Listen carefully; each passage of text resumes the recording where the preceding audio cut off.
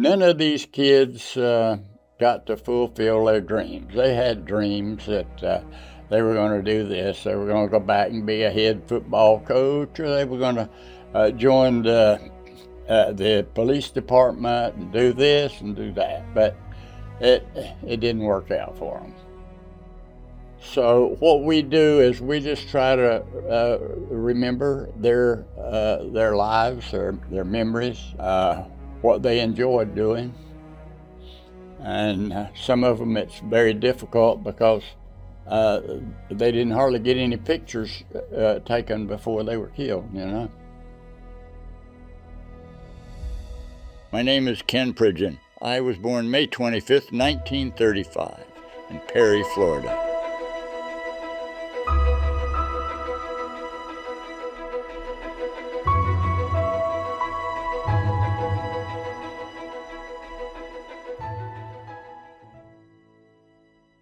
I just know my dad, he died at age 62. I thought he was really old, okay, and I'm 89, and I'm not old yet. I never learned how to grow up, you know. My daddy grew up in Florida, in Perry, Florida. Perry is in Panhandle, 52 miles from Tallahassee, 135 from Jacksonville. Mom was from Madison, Florida. She had 5 kids. My dad had 5 kids. Okay? And they really had more, but they died. But when they got married, they had 5 apiece. That was 10. They had me and my sister after that.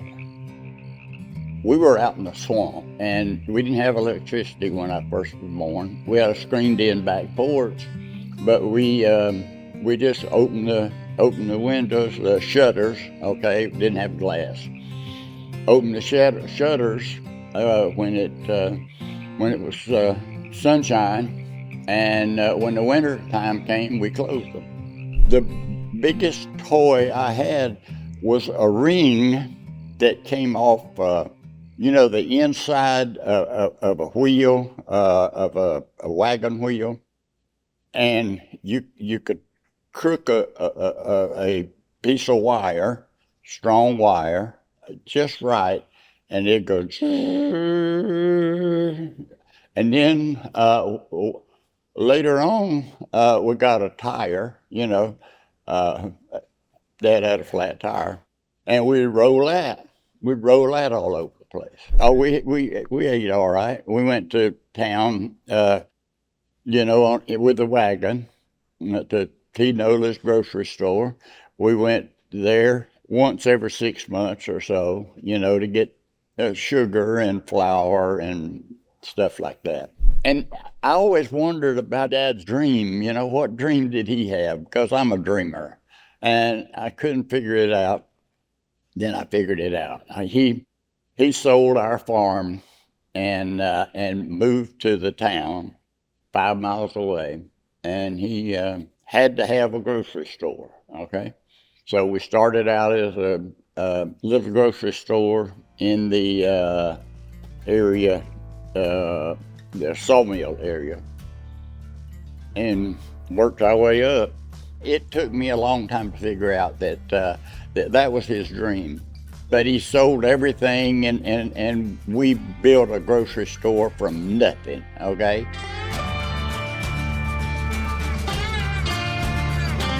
I'm talking to you young people now.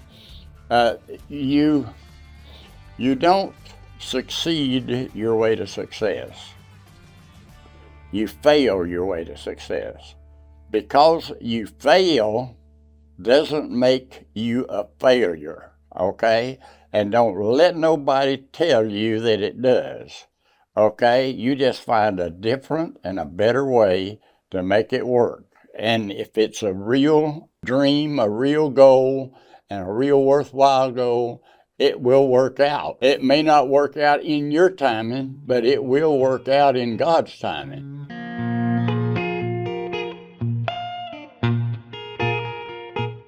I already had the bug to be an artist, not to make money or anything, but my dad would get somebody at church gave him a newspaper that was a week old, And, it had Little Henry and Dick Tracy and Little Abner. And man, I'd just sit and I'd sketch. I was an outcast. And being a song leader in the church, uh, that didn't get you any accolades either, you know. But it was what I did. The kids would love me when they had homework that required you to draw bones, for you go and find a skeleton of bones of a frog or a map, or some health project like that. All of them looked alike when they turned them in, because I was trying to get close to them. But they never thought I'd amount to anything.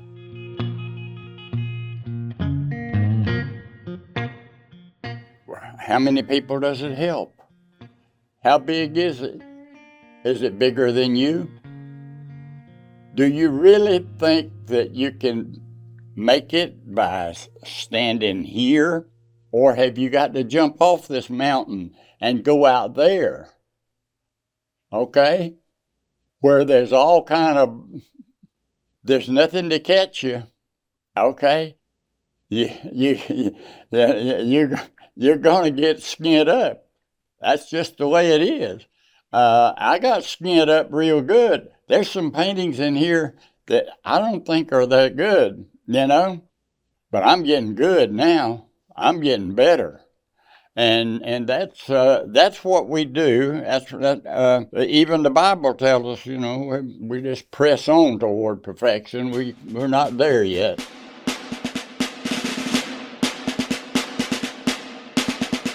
I would have done anything to get away from the grocery store. You see, I didn't like the grocery store. And my dad wanted to sell it to me for $1. And I said, no, I don't really, I don't want it. And these 3 old boys came by, and this was when I was 17, okay? They came by and they said, we're going to the Air Force. You want to go? Hey, I'm glad they didn't say we're going to the French Foreign Legion or something, because I'd have been there. I just wanted out. So I went to the Air Force, and I got my draft notice. I called my brother-in-law. He was a colonel. I called him, and I said, Bobby, they drafted me in the Army, and I'm in the Air Force. How does that work? He said, go talk to your commander. He'll take care of it. So I did. I was a communications technician. They came in and they said, well, where do you want to go? I don't know why they asked, but they do. And I said, Florida, right? And so I went to Germany. We had a radar site and 135 miles apart. And I drove back and forth in my Jeep to check out the radio equipment and the communications equipment, and etc.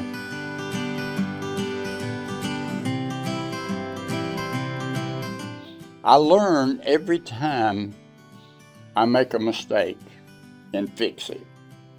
That's all this is, folks. This is making mistakes, putting paint on here, saying, that's not right, and fixing it. That's all it is, and just fix it over and over and over again. I got paintings out there I painted 3 times.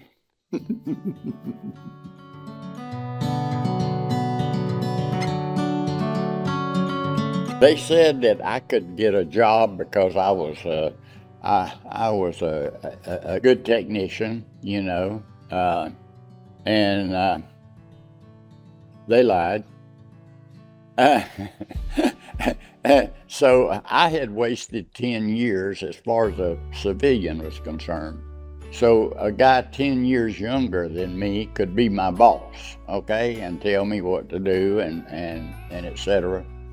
But I got a job as a just putting together, have a roll of wire on the back with all the colors on the wire, different colors on the wire, and then putting them in a seismic computer at that time in Texas.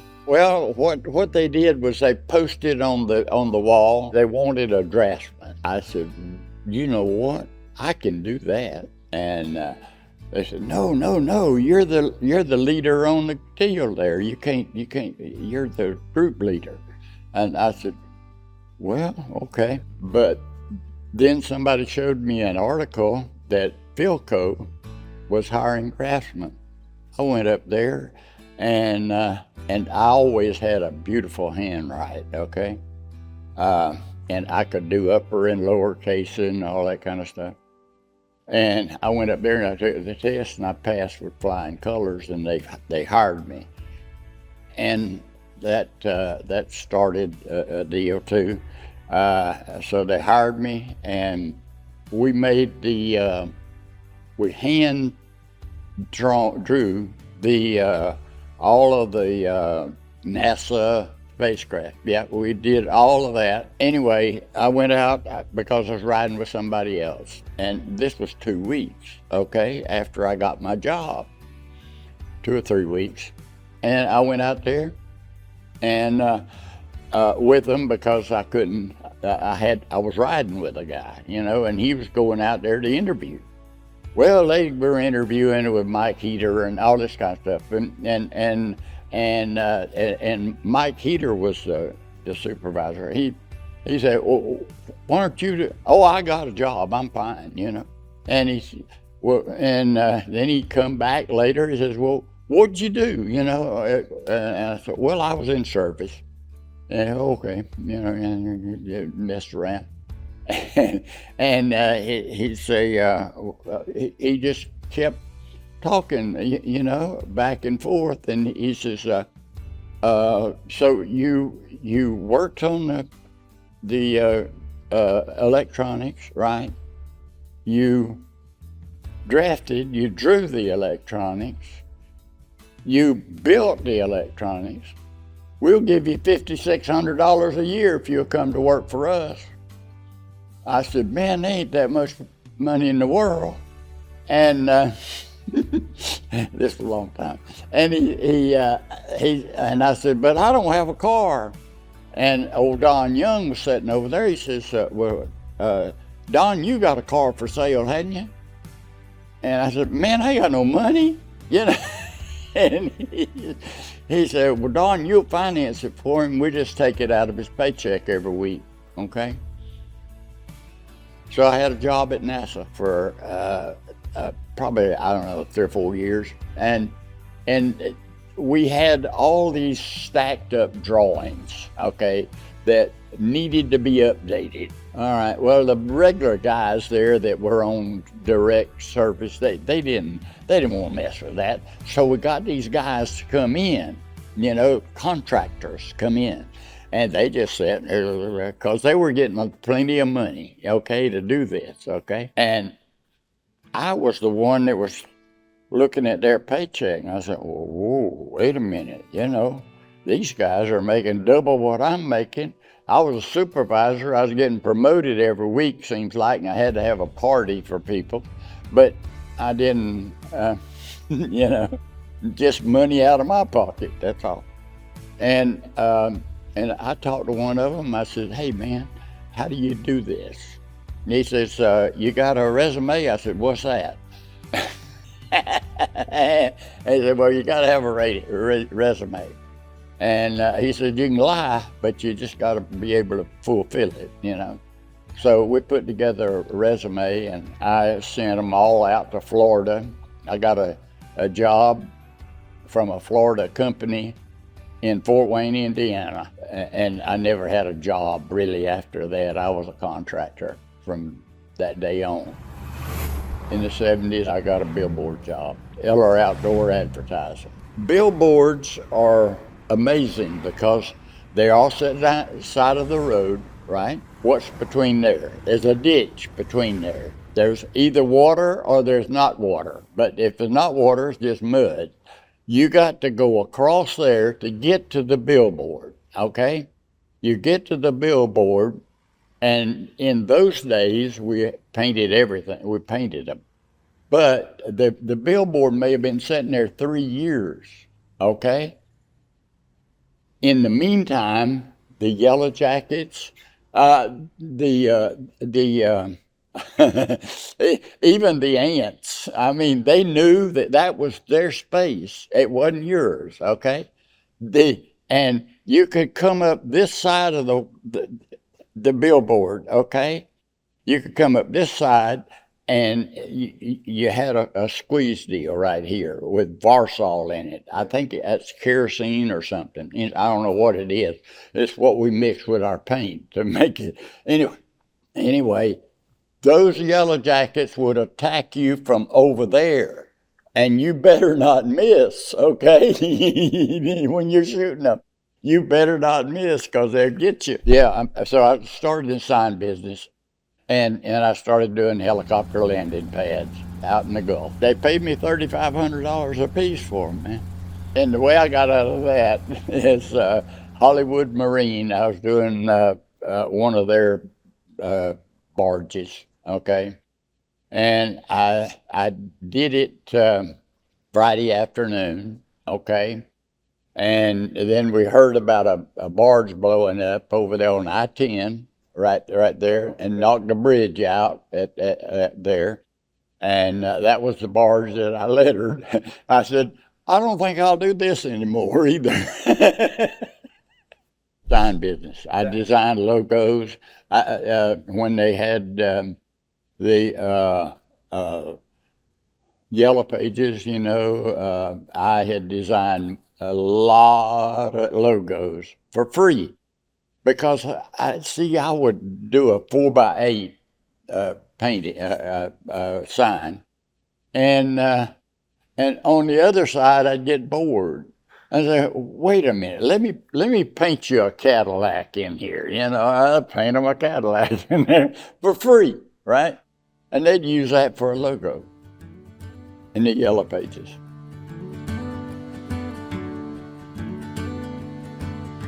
I always thought of myself as lesser than I am. I think most people do.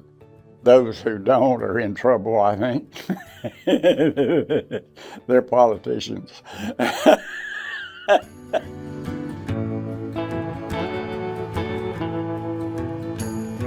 The way I became a portrait artist is just kind of weird because I like to paint people.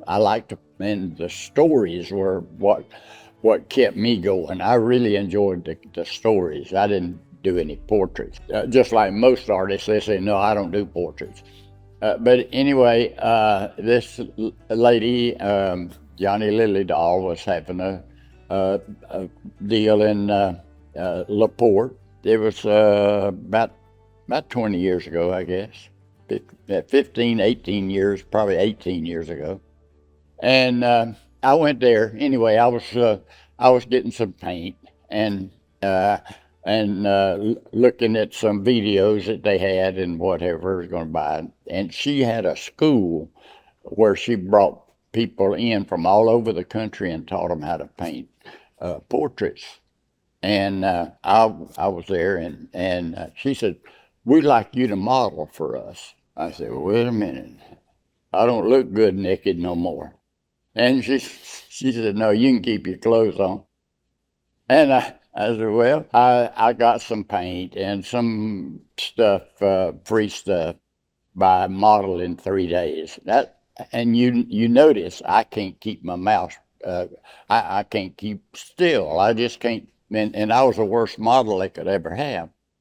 But anyway, they did the worst model. I mean, they did the worst paintings I've ever seen. And I said, well, wait a minute. I think I might be able to do this. So I went home and I painted 5 portraits of me. That way nobody could complain about it. And I got pretty good at it. And about that time, God said, "Okay, it's time." A lady called me from Old River Winfrey and said, "We'd like for you to paint a portrait of Wesley Riggs." I said, "Well, okay, I'll give it a whirl." So I went down there on Saturday and I sat in the mayor's chair, Old River Winfrey, Joe Landry, and I started painting, but all I had was a 3 foot by 4 foot. okay, painting, canvas. And when I got done, they said, we can't hang that in our house, you know. So I'm stuck with a painting. But besides that, what happened was women started gravitating. They started hugging my neck, you know, and said, "Hey, this is the greatest thing, you know. This is like almost having him home with us, you know." And the man, the husband, the father, shake your hand, you know, and but that was the same day that Jesse Ainsworth's funeral was being held up here, and someone tapped me on the shoulder, said, "Hey, you're gonna have to paint a picture of Jesse. Without Jesse, you wouldn't be here." Okay, there would nothing be here because Jesse Ainsworth was the real reason. And then another lady called me from Hull, Texas, and said, "My son, Sean Touche, was a bull rider and a football player. Can you paint that?" And away we went. And and old Don came into my life right after that. When I first met him, it was like somebody cares. And I still get sweaty thinking about it, how I had just sobered up. I went through 40 years of this pure old hell, being an alcoholic and an addict and going from job to job, wife to wife, state to state. And then in 2010, the VA gave me a pill, and they said, "Hey, this is naltrexone. Sometimes it works on alcoholics. I'll give you 3 pills, take it for 3 days, keep drinking. At the end of the 3rd day, if you don't want to drink, don't. If you do, we can't help you no more." I've already been in 4 treatment centers, VA. And 3rd day, I drank my 16-ounce 6-pack, went and got me some milk and cookies and brushed my teeth, and hadn't even thought about alcohol since. I've got 14 years. I met him about 2 days after I had sobered up, and I was looking for something to do and something bigger than myself, because up to this point, it's been survival. And it just worked out. It's been a fantastic deal with he and I for all these years. You know, we've been together 14 years. I took care of him for a while, and he's taking care of me the rest of the while.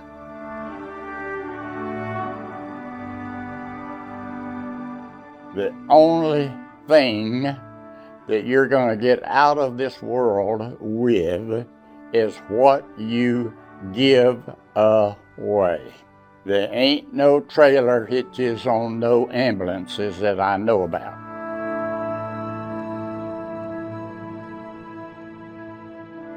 Now, Cheryl stood on the side of the road with a big old plastic jug and raised enough money to start that thing down yonder. And she made friends with Ken at that point.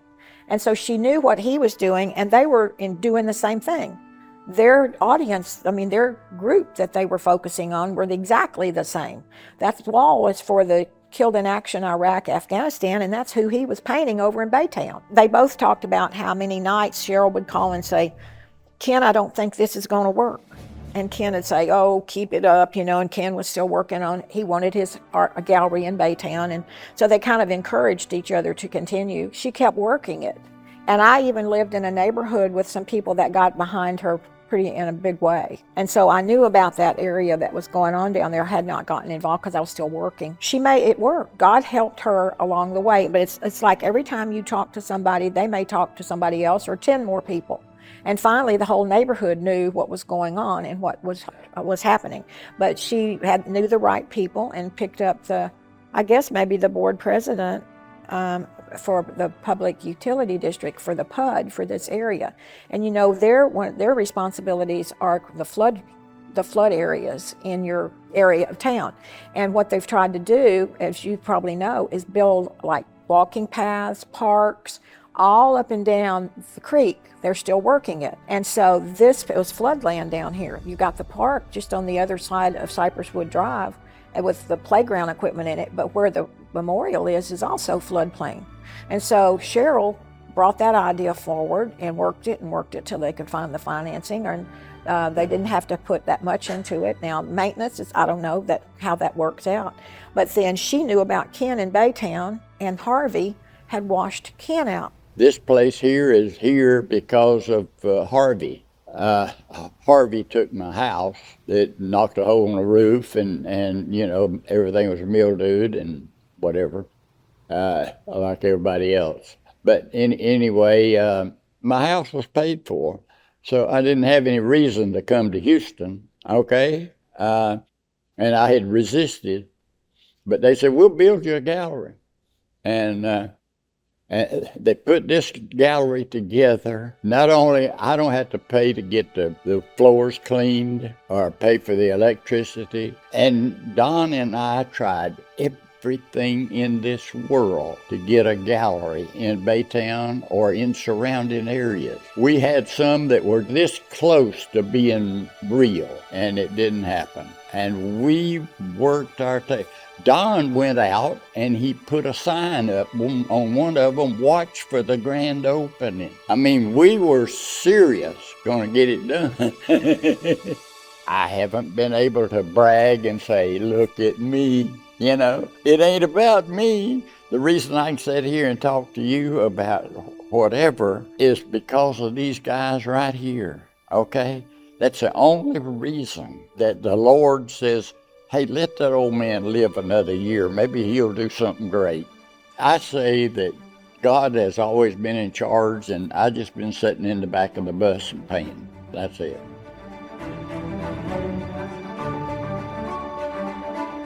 This one is Flores. His name is Flores. All I could find on Flores was he was a great volleyball player, okay, in high school and etc. So that's what I put on there. I'm a poor man's Norman Rockwell. I like to put the stories in the background. And if it don't have a story, it's just not. So even when there's no story, I put the fog of war in the background anyway, just to. He's talking to me. He's telling me, yeah, I had a dimple over here. And that day I was having not a very good day because my eyes were drooping a little bit. He's telling me all kind of stuff, and as I paint him.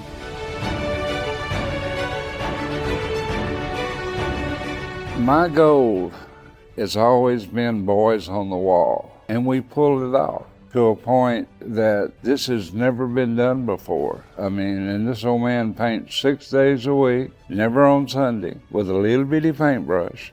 There's 614 total, and he's painted probably 400, and he paints one a week anyway. Sometimes he'll do 2 a week. And he's got a studio set up in his bedroom. So he paints a while, and then he goes take a nap, come back and he'll paint some more. He may paint at 10 o'clock at night. I'll get up in the middle of the night and go into the bathroom and I can see the light on under his door, and when he goes somewhere, he's got his pen. You can't go with him without him drawing something. We really don't want this to be a cemetery. Okay? We want it to be a place of celebration of life, okay? People who come in here to see a few portraits, they go out of here remembering a lot of stories that they'll never forget. Some of them are good, some of them are really sad, some of them are funny. When people started coming, I was here and would follow around and listen to what he would tell them about the boys on the wall. And today, when I tell you something, it's probably directly the exact words out of his mouth. I have some of them that are my favorites. I've met some parents, widows, have some favorite folks I love. The stories are so compelling, and what I like about it is when they're here, even the families, it's like they're alive. And it's not so much the boys as it is to what the old man did to the boys. That's the magic in this thing. I mean, nobody's ever painted portraits of dead soldiers and put them on the wall, and I got to be a part of it.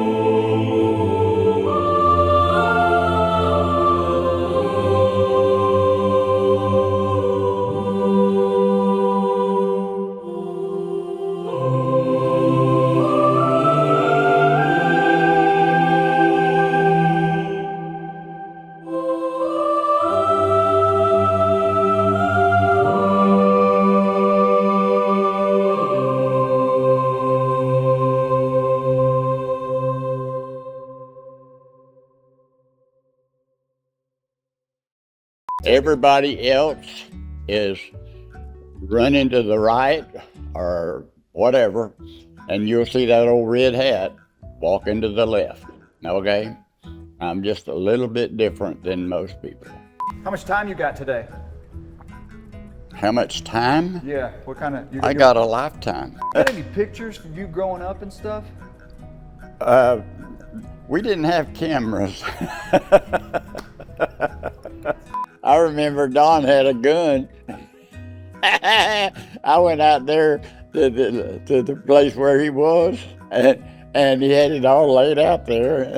I said, "What'd you do to it?" He said, "I just want to see how it worked." I don't know why everybody's not an artist.